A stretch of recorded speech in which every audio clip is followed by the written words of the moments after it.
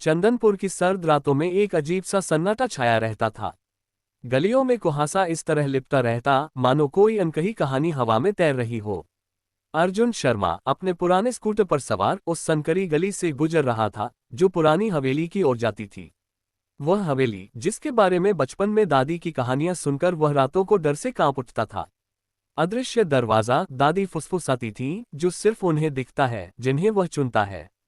अर्जुन को ये सब बकवास लगता था। वह एक पत्रकार था, तथ्यों और सबूतों का आदमी। लेकिन आज 10 साल बाद चंदनपुर लौटने पर वह खुद को उस हवेली की ओर खींचा हुआ महसूस कर रहा था। पिछले कुछ महीनों में चंदनपुर में 3 लोग लापता हो चुके थे। सभी का आखिरी ठिकाना वही हवेली थी। अखबारों में छपी खबरें, स्थानीय लोगों की फुसफुसाहटें और पुलिस की बेबसी ने अर्जुन को यहाँ खींच लाया था। उसका मकसद था इस रहस्य को सुलझाना और एक सनसनीखेज स्टोरी लिखना जो उसे दिल्ली के पत्रकारिता जगत में फिर से स्थापित कर दे। लेकिन कहीं न कहीं ये यात्रा व्यक्तिगत भी थी। उसके पिता रमेश शर्मा भी 15 साल पहले इसी तरह गायब हो गए थे। कोई निशान नहीं, कोई सुराग नहीं। बस एक रात वह हवेली की ओर गए और फिर कभी नहीं लौटे। अर्जुन ने स्कूटर रोका। हवेली का लोहे का दरवाजा जंग से लदा था, जैसे वर्षों से किसी ने उसे छुआ न हो। उसने टॉर्च की रोशनी में चारों ओर देखा। दीवारें टूटी फूटी थीं और खिड़कियों के शीशे धूल से अटे थे। हवा में एक अजीब सी ठंडक थी जो उसकी रीढ़ को छू रही थी। ये सब बेकार की बातें हैं, उसने खुद को तसल्ली दी और दरवाजे की ओर बढ़ा। ताला टूटा हुआ था, जैसे कोई पहले ही अंदर जा चुका हो। अंदर का दृश्य और भी भयावह था। फर्श पर धूल की मोटी परत जमी थी और हवा में सड़ांध की हल्की गंध थी। अर्जुन ने टॉर्च घुमाए और उसकी नज़र एक पुरानी तस्वीर पर पड़ी जो दीवार पर टंगी थी। उसमें एक औरत थी, लंबे काले बाल, आंखों में एक अजीब सा दर्द।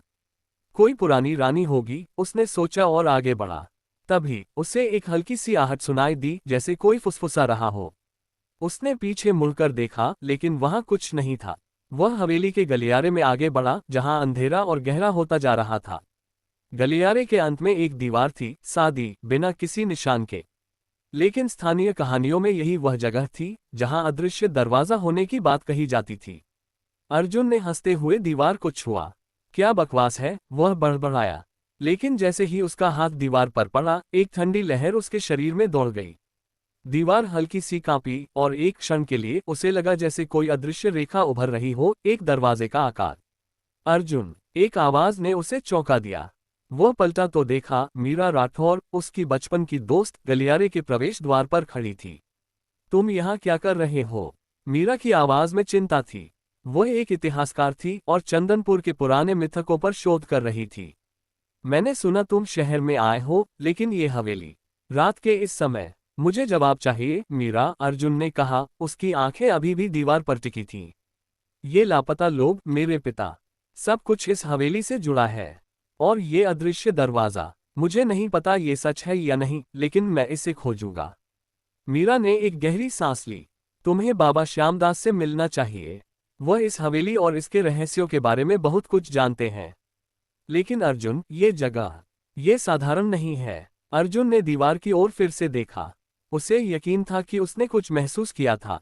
क्या ये वाकई में अदृश्य दरवाजा था या सिर्फ उसका वहम? उस रात उसे जवाब नहीं मिला, लेकिन एक बात तय थी, वह इस रहस्य को छोड़ने वाला नहीं था।